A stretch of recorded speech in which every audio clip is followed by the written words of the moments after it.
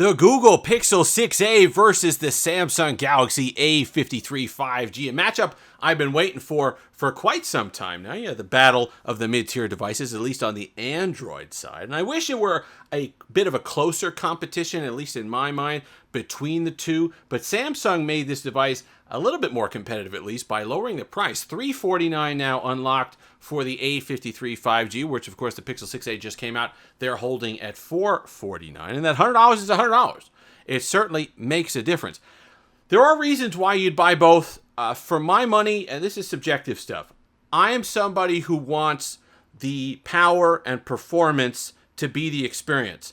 I want my experience to be snappy. I want it to be relatively speedy. I want to be able to get through even the most intensive apps that I want now, as well as a few years from now. And to me, that's the Google Pixel 6a. A lot of people would disagree on that. A lot of people need the 120 hertz. They want the better panel that the A53 5G provides. So this might be a little bit something better for them, especially at $349. Save that $100 and you can pick up an A53 5G. I want to go through both of them, how they're running.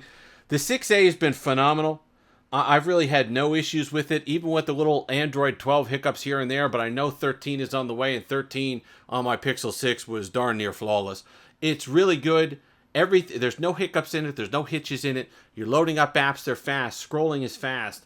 Everything that you'd want to do on this device is just plain speedy when you go ahead and do it.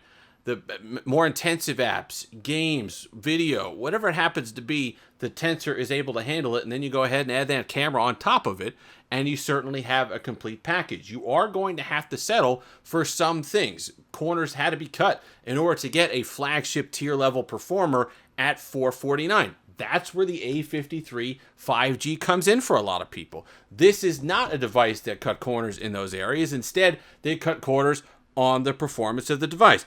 If you are somebody who needs the 120 hertz, and there's more, I know that's been a nonsense discussion for the most part, why you'd bash the 6a for not having 120 hertz. There are reasons why this device doesn't have 120 hertz, but at the same time, there's reasons why this device does, but cuts back in other areas. That's a decision that they made, and that's okay because there are consumers out there who are going to want to pick up this device because of that.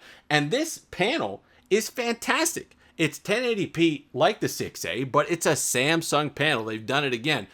Great contrast, great color, gets really bright. Just a phenomenal experience to look at on the device, and the 120 hertz. The problem for me with the 120 hertz, and this is where that discussion starts to fall apart for me with people saying all devices should have 100 hertz, all devices should have 90 hertz, 60 hertz should be banned, it should be outlawed, is that at what cost? Would you buy a 3090 Ti for your computer and then have it running as your CPU, a Pentium 3? No, of course not. Because as good as that 3090 is, you know it's going to be bottlenecked by the Pentium. Same thing here.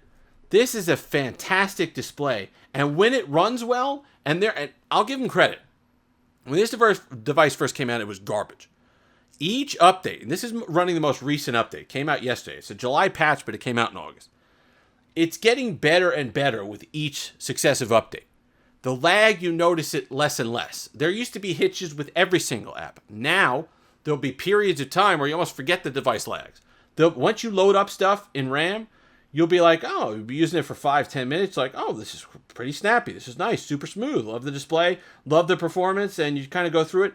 But then there'll be a moment where it comes back and hits you and frustrates you beyond belief. If you have more than a few notifications at the top and you go ahead and open it up, this device is completely confused for a few moments. It's like, what? You want me to do what? You want me to load up?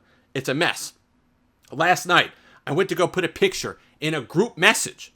5 seconds. I'm not exaggerating. Sit there and count it out. It sat there and stared at me for 5 full seconds. To the point where I thought the device was frozen. I went to go click it again. And it's like, oh, hey, no, I'm here. I'm awake. Don't worry about it. There was a point on Sunday where I was taking pictures, my grill shots that I take. I opened it up. I took a picture. I went to go ahead. I was saving. No, that's not even the lag I'm talking about. I went to go close out. It stuttered and froze, and then it came back.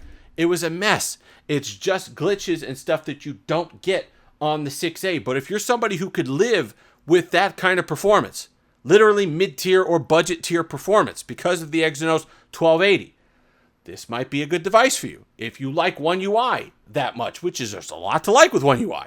Customization on the always-on display, the great panel, the 120 hertz, which works well when it works. There are reasons why for $349 that you'd pick up the A53, and it is at least encouraging that with each update they're working on it.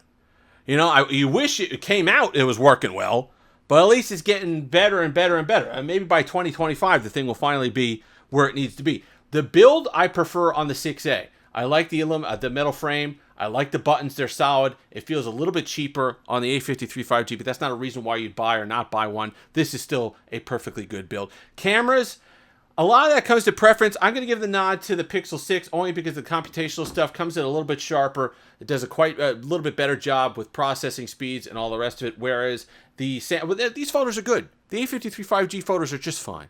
I'm not somebody who's a camera snob. They're Samsung photos, so they come in a little bit warmer, a little bit more saturated. I happen to like that a lot, so that's personal preference as well. But if you're somebody, just know that that's kind of what you're getting with the camera on the A53 5G. Battery life, it's going to give it to the 6A. I get closer to 6 hours. I know a lot of people with Exynos do a heck of a lot better than that. I don't get good battery life on any device, it seems. Whereas I get just over 5 on my A53 5G. Expandable storage is a reason why you might pick up an A53 5G. It's weird because you pull it out and you think it doesn't have it. It's actually on the flip side of the SIM card. So you pull out the SIM tray and you say your SIM card is on one side and the micro SD card slot. So if you're somebody who doesn't trust cloud storage, need to carry around those files for work, a lot of pictures, 512 gig card, terabyte card, you go ahead and throw it in here and you've got no issue. Conclusion, it comes down to the preference between the devices. It really does, and what's most important to you. With the 6A, you're getting that flagship level of performance now.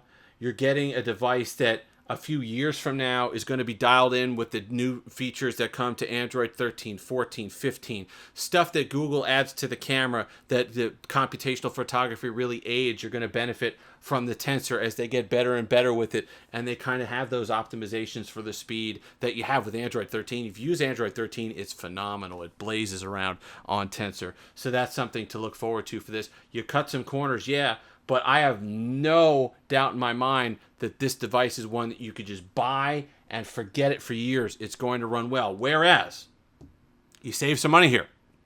You get some creature comforts of the flagship devices on the A53 5G, but performance-wise, I don't know where it's going to be in a couple years. If you're somebody who gets rid of your phone after a couple years anyway, this might be something for you. But if you're somebody who keeps them for 4 and 5 years or maybe even longer, then the 6A, I think, is the no-brainer choice. But if you're somebody who's an enthusiast, you just love the features, you love 120 hertz, you love the OLED panel, you love the contrast, you love the color, expandable storage, One UI, then it's serviceable now. It's serviceable. It's annoying. There are hitches. There's going to be lag. There's going to be lag. Know that. If you can live with it, this could be a good device for $349. But me personally, I like the performance. I like just opening up my device and knowing whatever I throw at it is going to rip through and then some. There's a level of comfort there. Plus the 6.1-inch display, the build quality, really nice. And it's not a garbage panel, all right? It's 60 hertz, but it's still 1080p. They're both 1080p. It's still an OLED. The colors are okay. The saturation and the brightness is better on the A53, but this panel is perfectly serviceable and gets the job done. So personally, 6A, but I could see reasons why you might pick up an A53 5G. Links to both will be in the description if you've made it this far. Like, comment, subscribe, all that fun stuff. Until next time, have that Steve-licious day.